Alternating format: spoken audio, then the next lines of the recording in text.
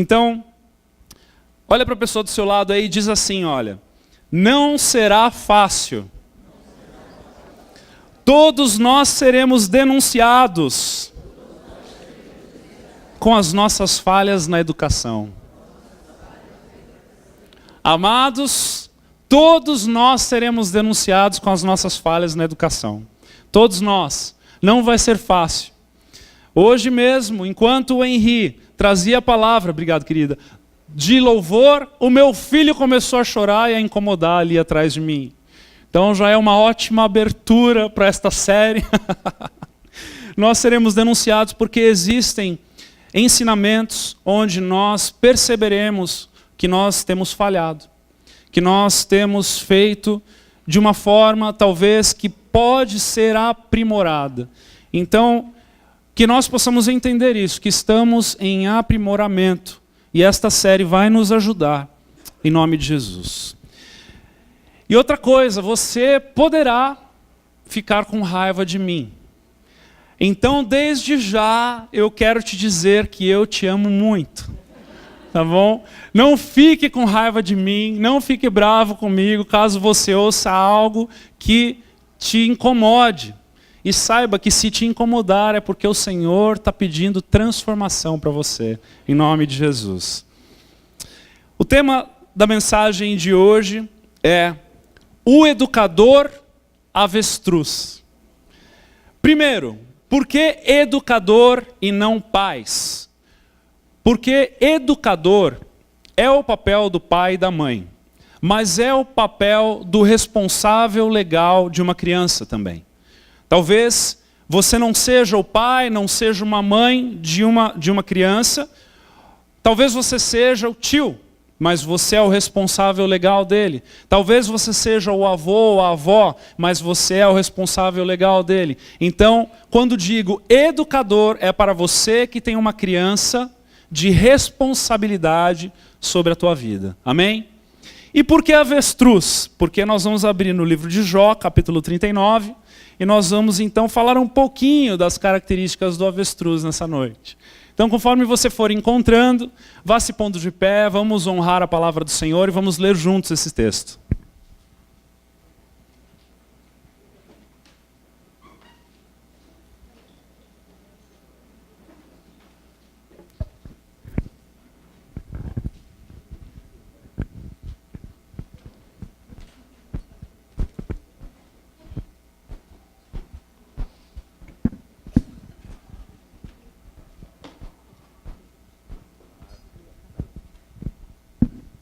Glória a Deus. Jó capítulo 39, dos versículos 13 ao 18, diz o seguinte: o avestruz bate alegre as asas. Acaso, porém, tem asas e penas de bondade? Ele deixa os seus ovos na terra e os aquenta no pó, e se esquece de que algum pé os pode esmagar, ou de que podem pisá-los os animais do campo. Trata com dureza os seus filhos como se não fossem seus. Embora seja em vão o seu trabalho, ele está tranquilo. Porque Deus lhe negou sabedoria e não lhe deu entendimento. Mas quando de um salto se levanta para correr, ri-se do cavalo e do cavaleiro. Vamos fechar os nossos olhos e orar. Deus amado, Deus altíssimo, nós clamamos pela tua sabedoria, clamamos pelo teu conhecimento, Espírito Santo, clamamos pelo teu trabalhar em nosso coração. Que esta noite seja tua, Senhor, que esta noite sejamos como um vaso, como barro nas mãos do oleiro, que sejamos moldes na tua presença, Senhor, para que o Senhor nos molde, para que o Senhor nos transforme. Que saímos daqui transformados, mais parecidos contigo nessa noite. Em nome de Jesus. Amém. Pode se sentar, querido.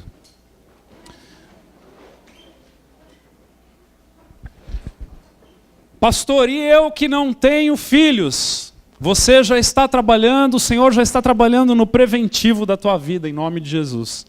E você não somente pode ser, eventualmente, um pai ou uma mãe, mas você hoje já é um conselheiro.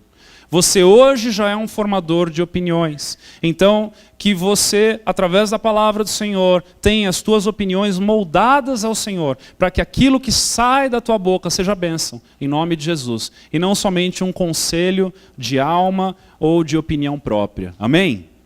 Glória a Deus.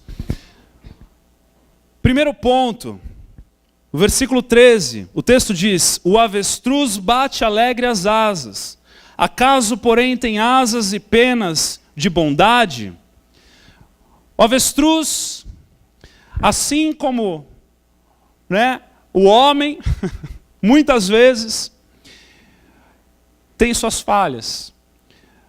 O avestruz é a maior ave em sua espécie. Entretanto, as suas asas são atrofiadas. O homem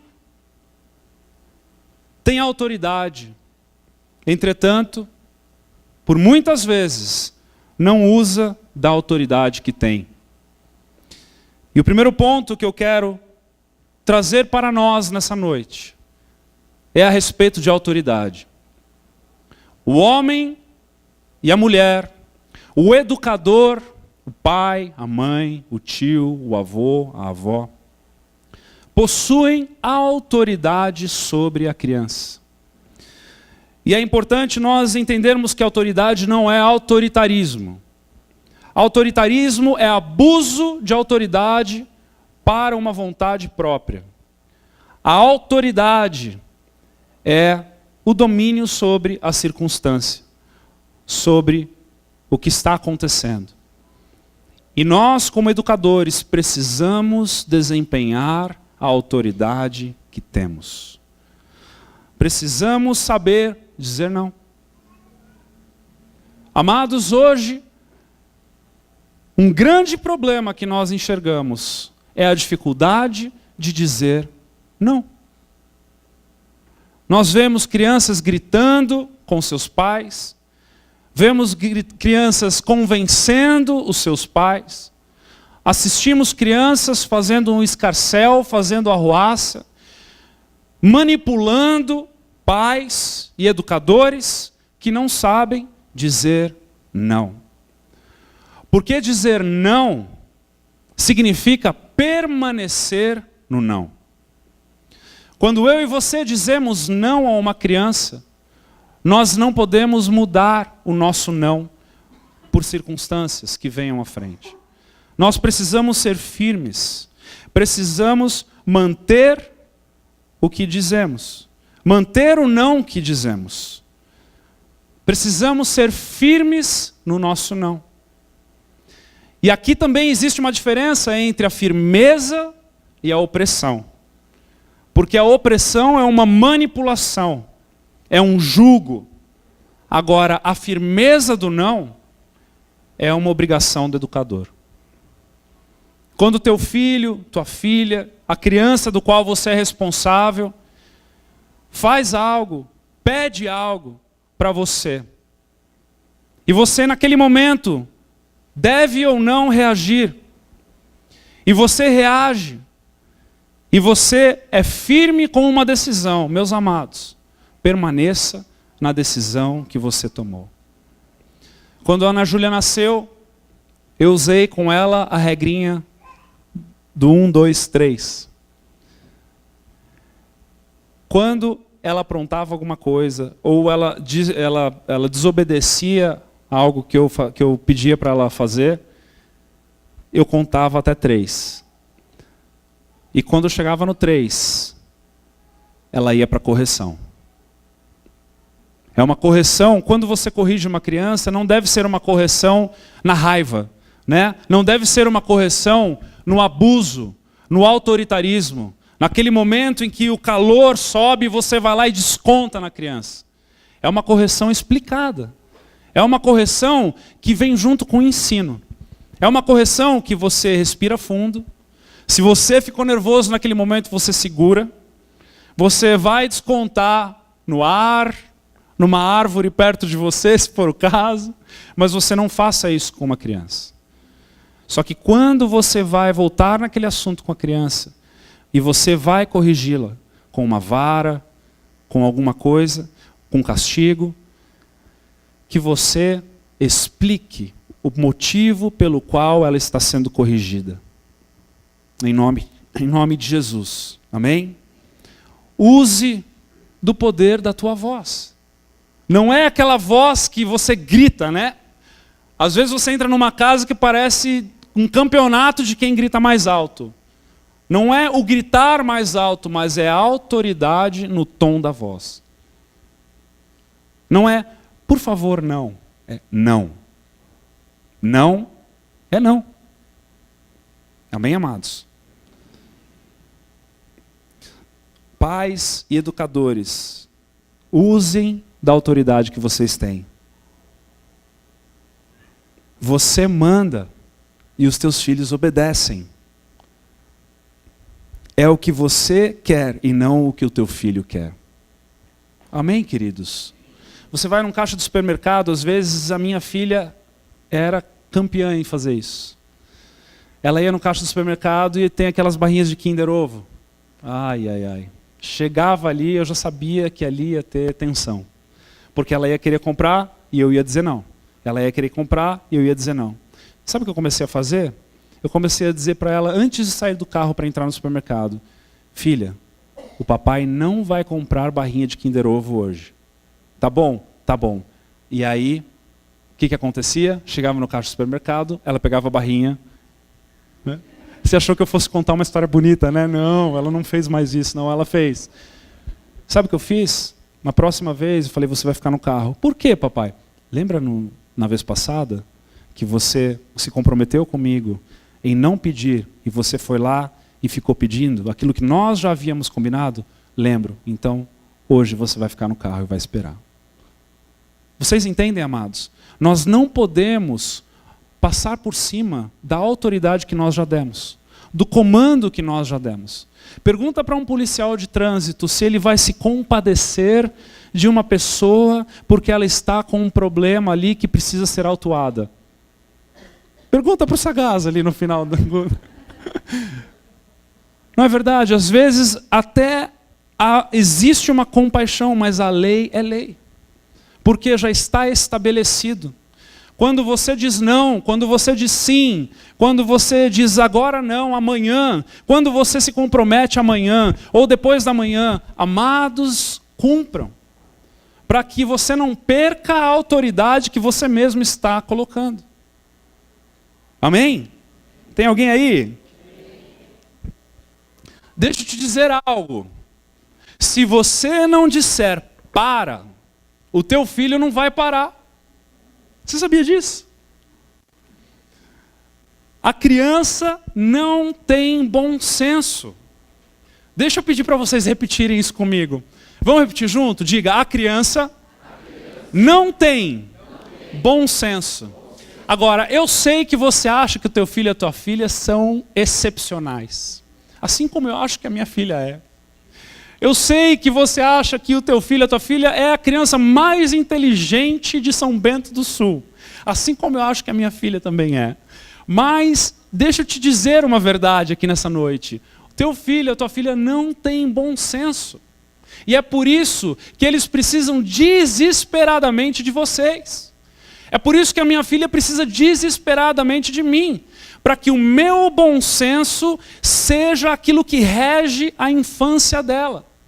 Porque quando eu trago bom senso para a educação da minha filha, a minha filha então recebe um padrão. E esse padrão é estabelecido. Agora, quando eu imagino que a minha filha tem bom senso, eu viro conivente com as más ações dela. Use da autoridade que você tem, em nome de Jesus. Amém? O versículo 14 diz o seguinte: o avestruz, ele deixa os seus ovos na terra e os aquenta no pó.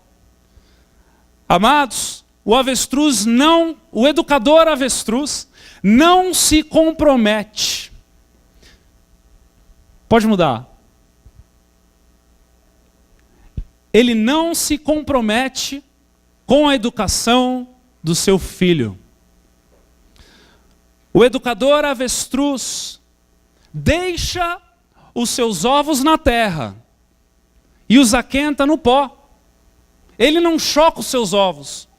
Ele não cria proximidade. Ele simplesmente bota o ovo e sai andando. Que loucura. E tem muito educador por aí que bota o ovo e sai andando. E o Senhor não nos chamou para sermos esse tipo de educador, esse tipo de pai, esse tipo de mãe. Nós devemos trazer a criança para perto. Amém? Precisamos ensinar os nossos filhos. Uma pergunta boa: quais assuntos que eu posso ter com os meus filhos? Não é? A criança, ela não deve ficar largada. Vamos repetir isso? Todo mundo junto? Vamos lá. A criança não deve ficar largada. Meus amados, agora você vai ficar bravo comigo. Nós vemos muitas vezes aqui na igreja crianças largadas. Nós vemos muitas vezes em eventos que nós fazemos como igreja, crianças largadas. O que é isso, pastor? É quando tem um pai ou uma mãe conversando com a outra pessoa, e aí você vê o filho escalando a parede, subindo em cima da mesinha do lobby, brincando de trampolim no sofá da entrada da igreja, né? Ou correndo fora da distância da vista do pai ou da mãe, né? Vai além, foi parar lá na China, nem sabe por quê e nem onde está o filho. Meus amados, nós devemos trazer a criança para perto. Na verdade, não deveria nunca sair de perto. Mas já que saiu, nós precisamos agora aprender a trazermos elas para perto. Amém, igreja? Nós precisamos nos comprometer, né? Pessoas que têm filhos e a creche já é a primeira opção. Gente, nós falamos aqui na série de família, pais, não use da creche como a primeira opção. Poxa, pastor, mas eu preciso trabalhar. Eu sei. Ore ao Senhor. Coloque isso diante do Senhor. Muitas vezes é melhor diminuir o custo de vida e ter o seu filho em sua casa sendo educado pela mãe, do que uma criança largada na creche, que está sendo educado sabe lá por quem. As creches deveriam estar com vagas abertas aí, porque os pais preferem educar os seus filhos dentro de casa, e não o contrário. A gente briga por vagas na creche, mas na verdade a gente devia brigar por vagas nas casas dos pais. O seu filho não vai se lembrar se ele usou uma roupa de marca ou não quando ele crescer, ele vai se lembrar se você, mãe, estava junto ou não. Não use da creche como primeira opção. Né? Você teve, você cuida. O que aconteceria das famílias, né, se as creches fechassem segunda-feira? Alguma coisa ia acontecer. Né? Talvez seria para o bem da sociedade. Ensine, mas ensine com a palavra.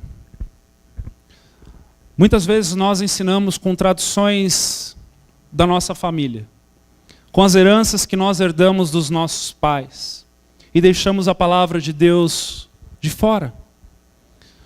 Amados, quando você tem filhos, a palavra de Deus tem uma nova função na tua casa, que é a função de ajudá-lo a educar os teus filhos. Mas não é daquela forma, ó filho, está aqui a Bíblia, parabéns, até o final do ano, quero ver você em Apocalipse, hein? Não. É educar com a palavra de Deus. É quando acontece uma situação, quando um filho que você pega mentindo, quando você pega um filho cometendo um pecado, quando você pega o teu filho cometendo algo que vai contra, que fere os princípios da palavra do Senhor. Não lute sozinho contra isso. Coloque a palavra de Deus como seu aliado. Procure textos bíblicos que respaldam o teu ensino. Porque é completamente diferente você ensinar sem a palavra de Deus e você colocar a palavra de Deus no ensinamento. Amém, queridos? Que isso possa fazer parte da nossa vida como educador, como pai, como filho.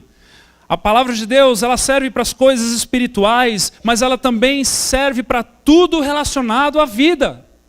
Para tudo relacionado à vida. A palavra de Deus é capaz de ensinar a respeito de finanças. A palavra de Deus é capaz de ensinar a respeito de sentimentos por outras pessoas. A palavra de Deus é capaz de ensinar a respeito de namoro. A palavra de Deus é capaz de ensinar a respeito de honra, de respeitar os pais, de respeitar as autoridades. A palavra de Deus é rica. E nós devemos extrair essa riqueza de dentro dela e inserir como cultura dentro das nossas casas. Em nome de Jesus. Amém, amados?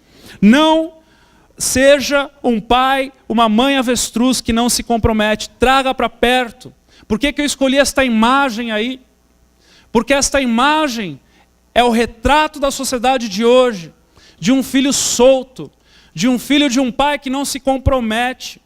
De um filho de uma mãe que está pensando em outras coisas, fazendo outras coisas. E enquanto isso, existem outras organizações por trás, catequizando, ensinando, educando os nossos filhos, porque nós não estamos comprometidos. Seria talvez uma pergunta muito forte para fazer nessa noite. A internet está educando os nossos filhos? Versículo 15. Não vai ficando com raiva de mim, não. Eu estou começando a ver cara feia aí. Terceiro versículo, versículo 15. E se esquece, né? Ele deixa os seus ovos na terra e os aquenta no pó. 14 e 15 agora. E se esquece de que algum pé os pode esmagar, ou de que podem pisá-los os animais do campo. O educador avestruz desconsidera os perigos à sua volta. Qual que é a terceira imagem?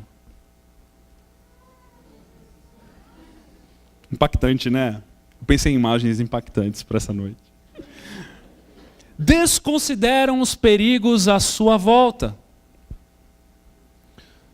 Muitas vezes, amados, eu e você, é por isso que eu falei no começo dessa série, nós seremos denunciados aqui, mas que seja para o bem dos nossos filhos, amém? Amém, glória a Deus. Muitas vezes eu e você permitimos que os nossos filhos sejam uma presa fácil para serem devorados. Quando nós pensamos na era medieval, nós nos lembramos de espadas, pessoas decapitando outras, em guerras com escudos e lanças e arco e flechas.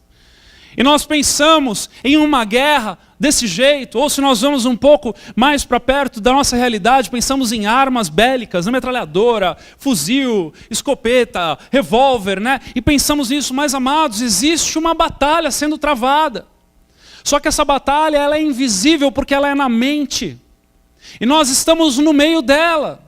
E sabe qual é o mais triste disso? Estamos perdendo. Estamos perdendo a batalha na mente dos nossos filhos. As crianças estão sendo conquistadas na mente. Quem são os predadores? A televisão. As redes sociais. Os jogos e as amizades escarnecedoras. Na revista Veja, em novembro de 2011, ouça isso com atenção. Uma reportagem a respeito de pais que estavam falsificando, adulterando a idade dos seus filhos para que eles pudessem entrar na rede social. Veja o que está escrito. Não é difícil encontrar crianças no Facebook. Embora a idade mínima exigida para se criar uma conta seja de 13 anos.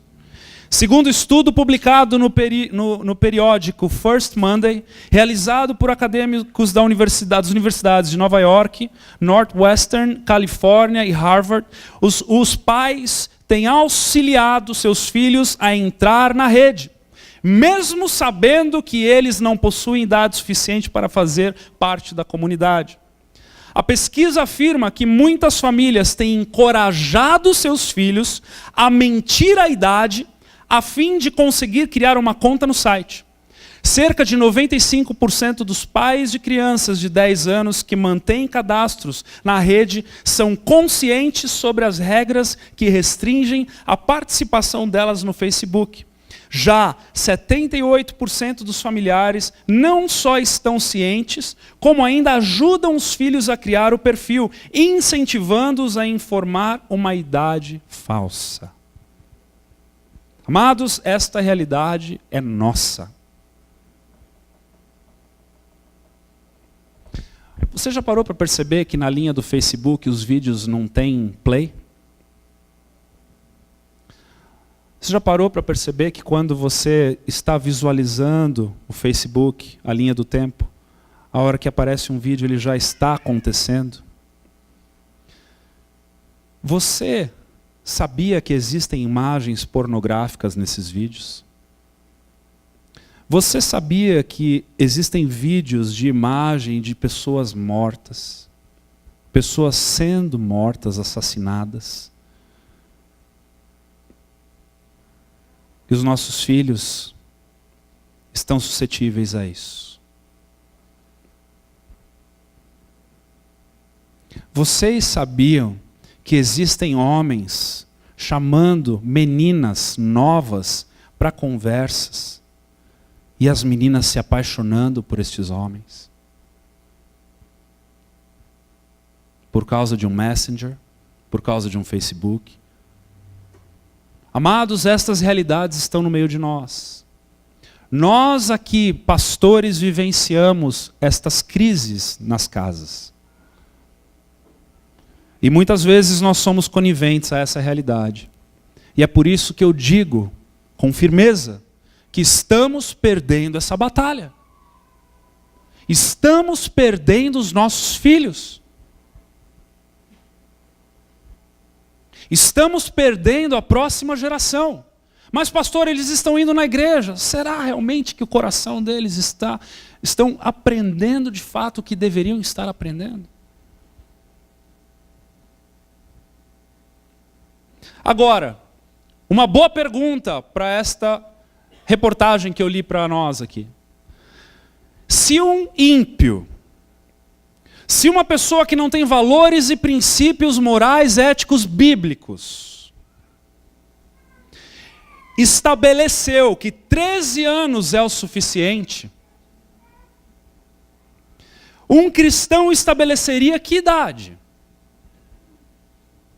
Ou um cristão deveria estabelecer que idade para que um filho entrasse em uma rede social? Para que um filho tivesse acesso ao YouTube? Para que um filho tivesse acesso àquilo que está na internet?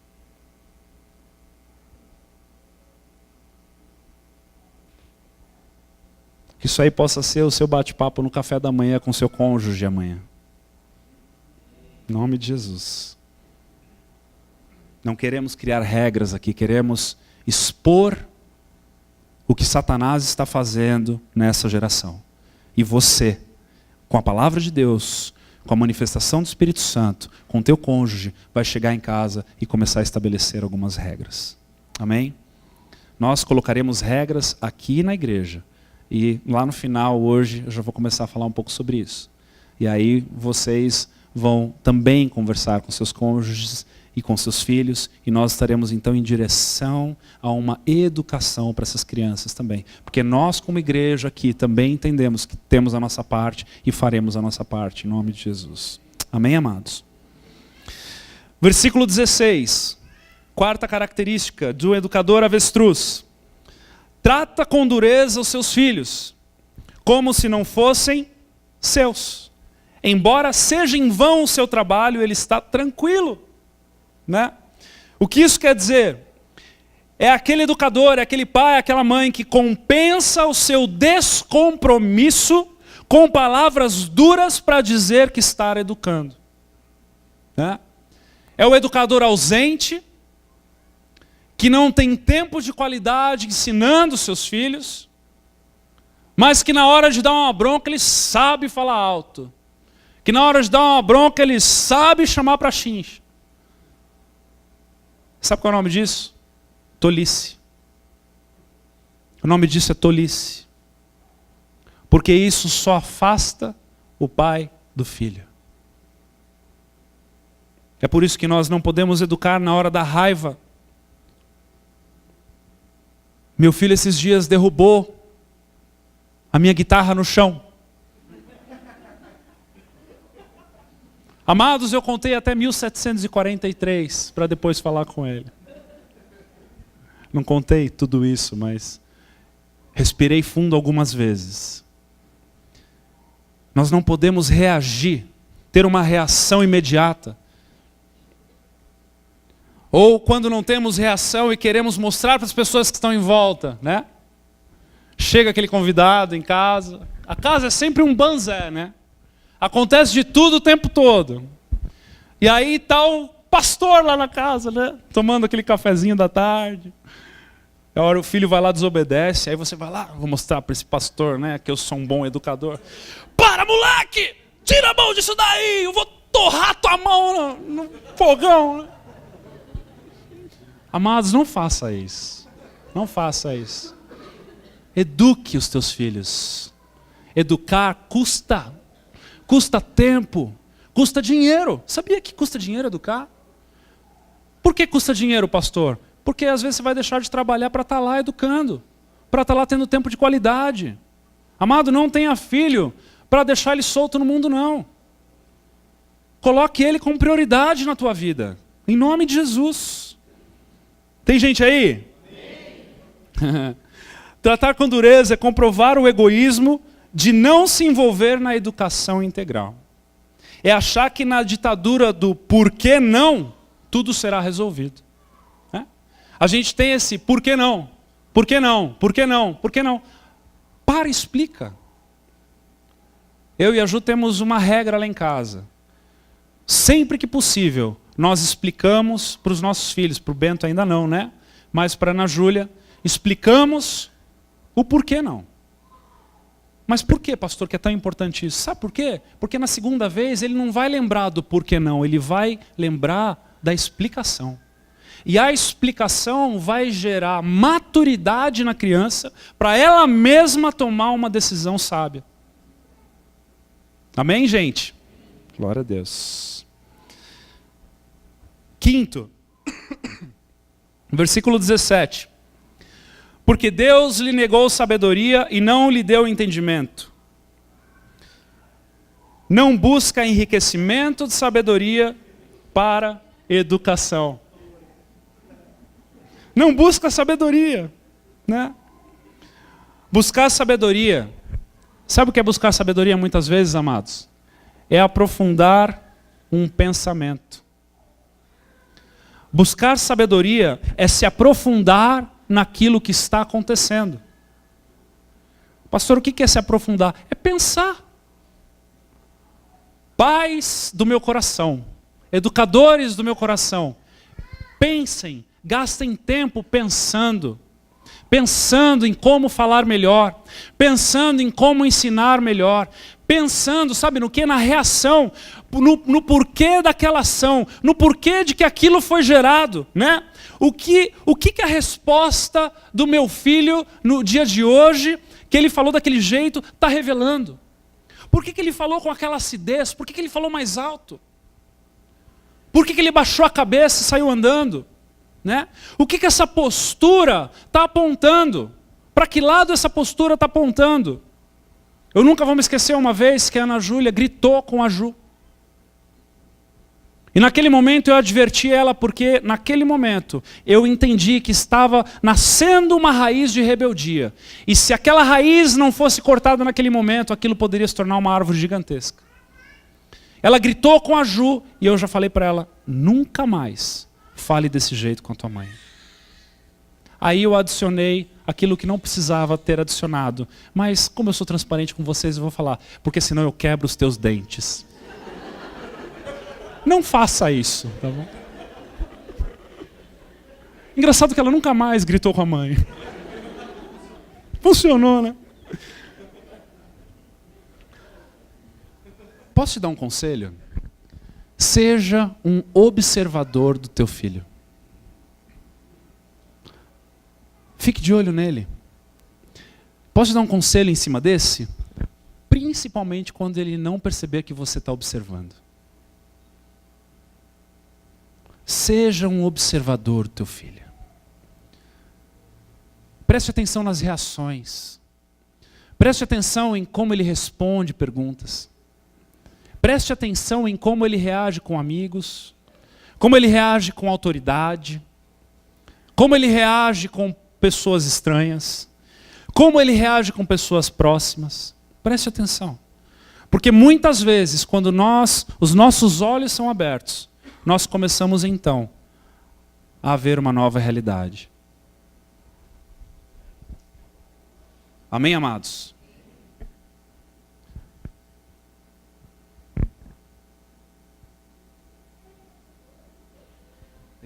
Glória a Deus.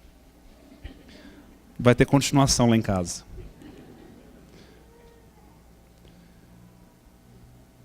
Sabe, às vezes os nossos filhos podem estar pregando uma peça em nós, quando nós não estamos atentos.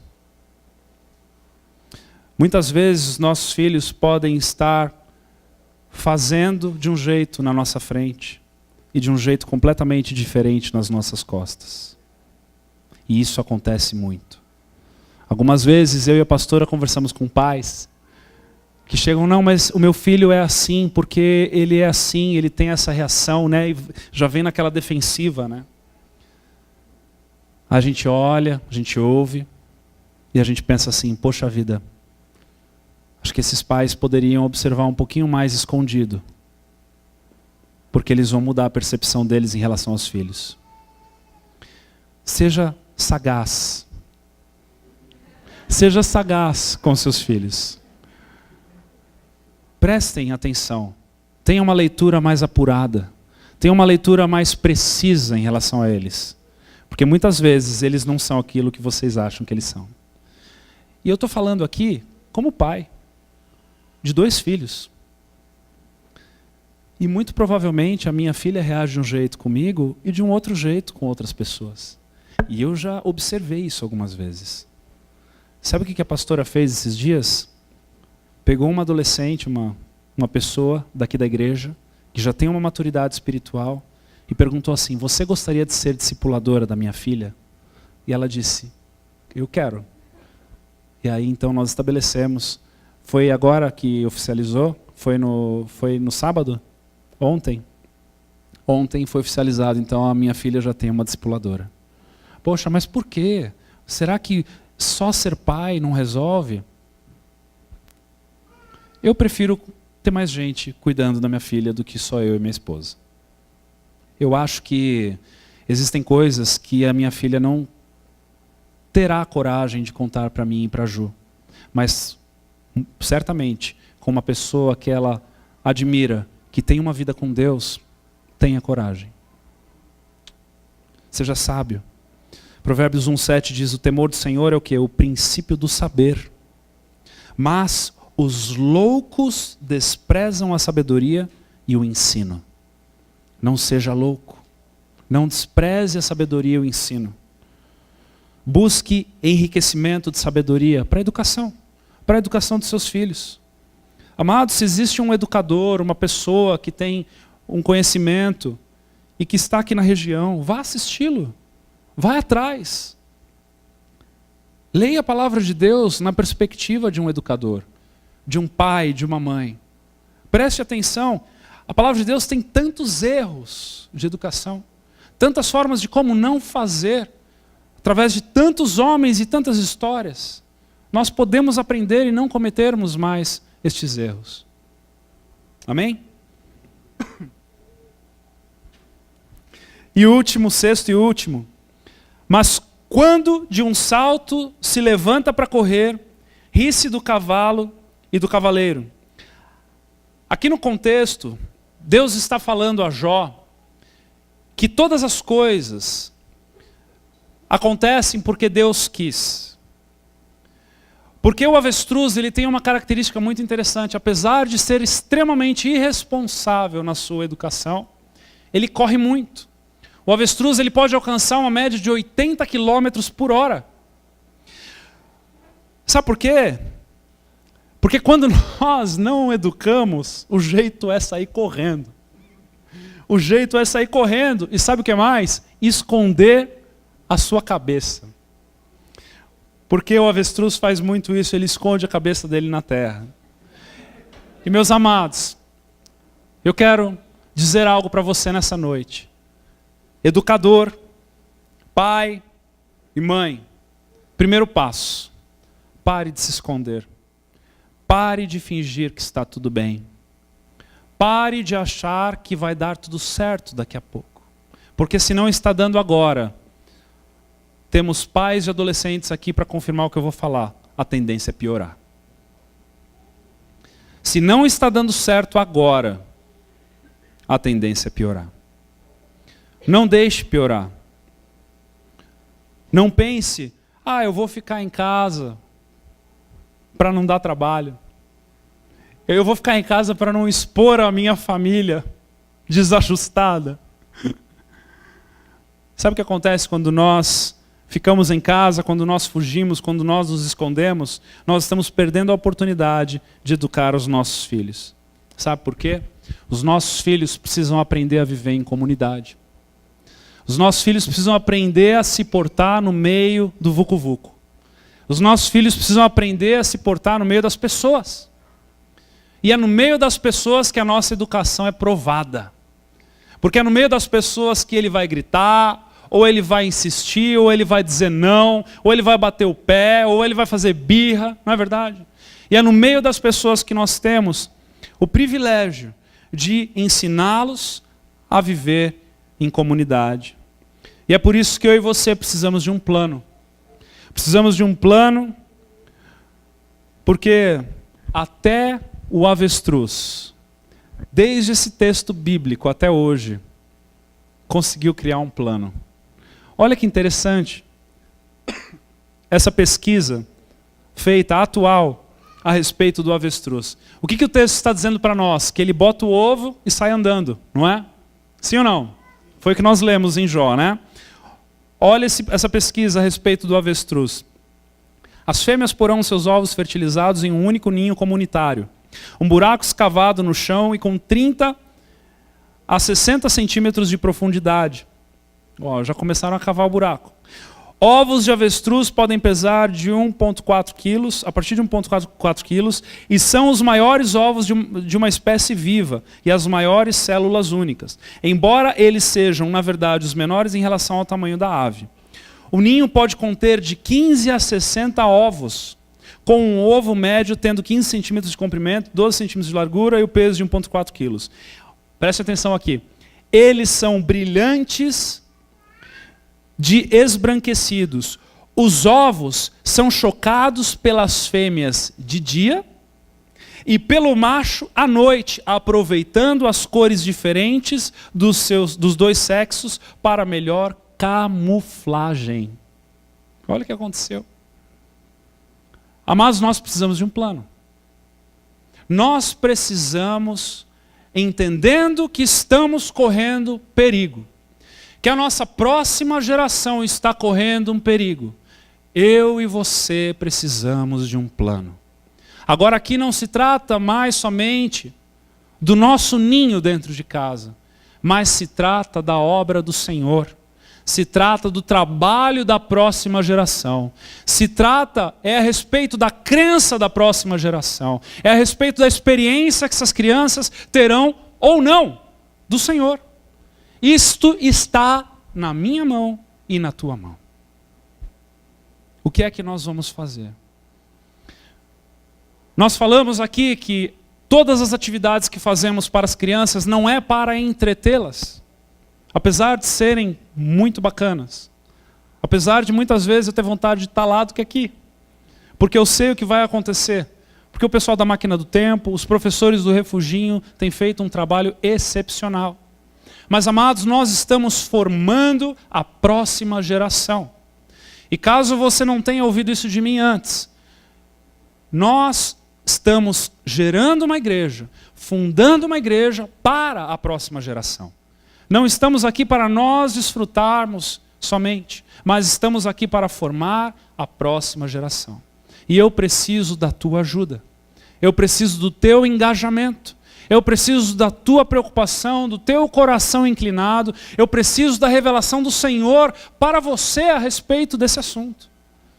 Porque, amados, quando nós voluntariamos para as crianças, não é porque simplesmente está faltando e eu, de coração compadecido, vou ajudar a completar a escala.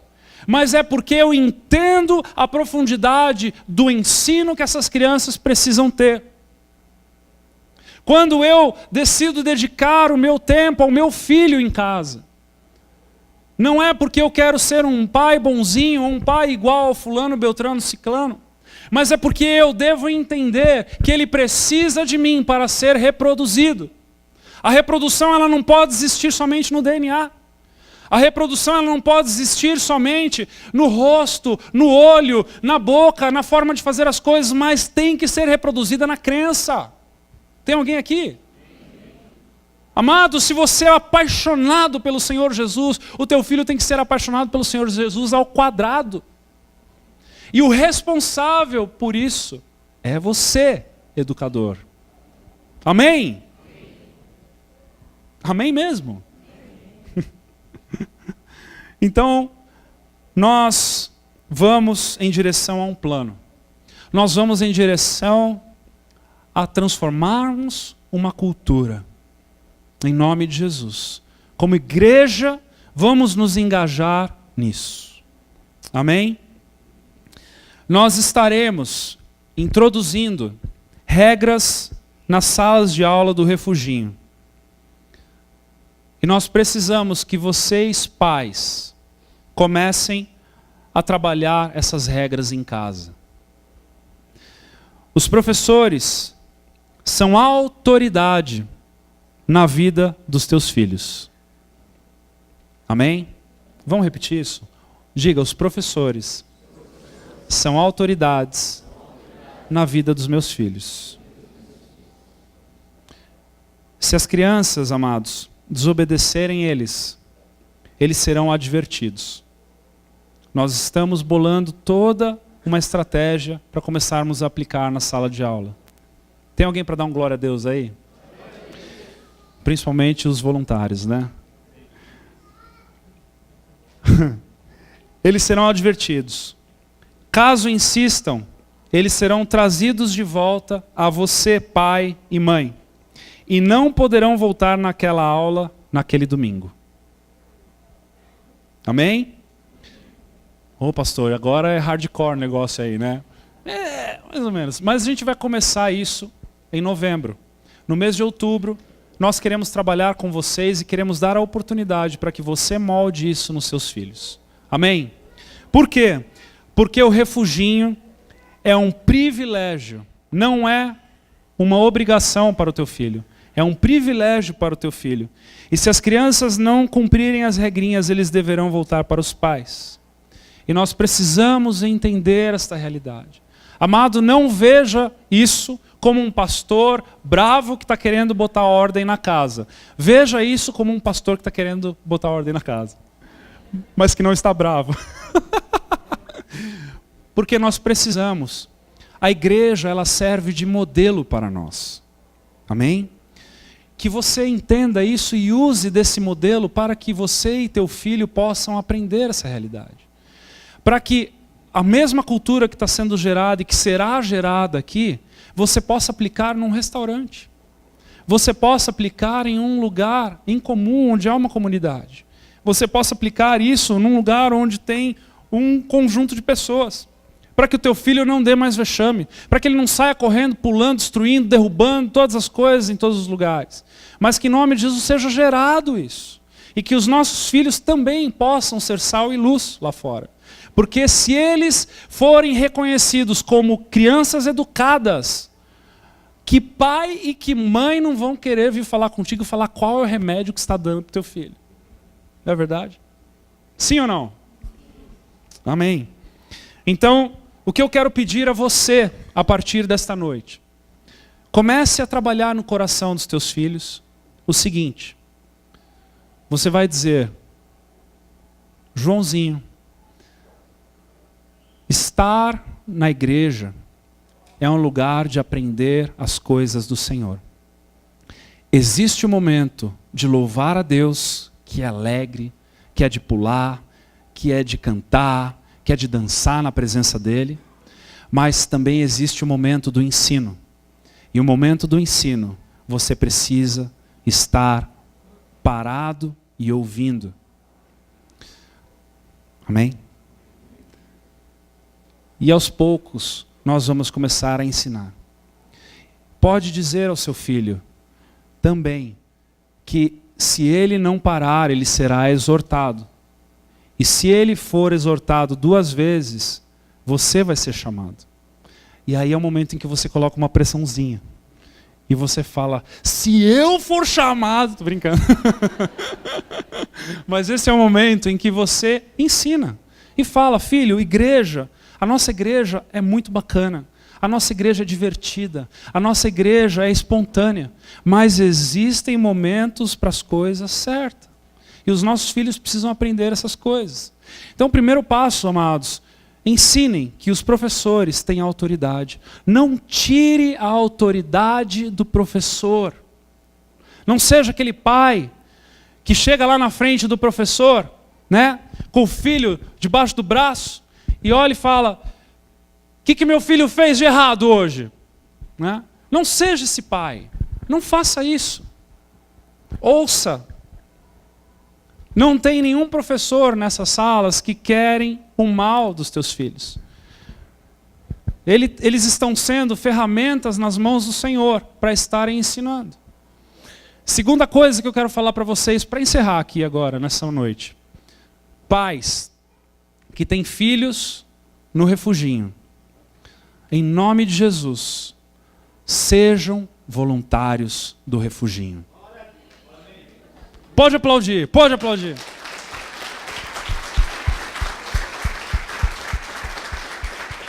Sejam voluntários do refuginho. Ah, pastor, mas eu não tenho jeito para lidar com criança. Vai ter que aprender, tem filho. Não é verdade? Nós precisamos, como igreja, caminhar nessa direção. Aí você vai ter até a oportunidade de observar o teu filho.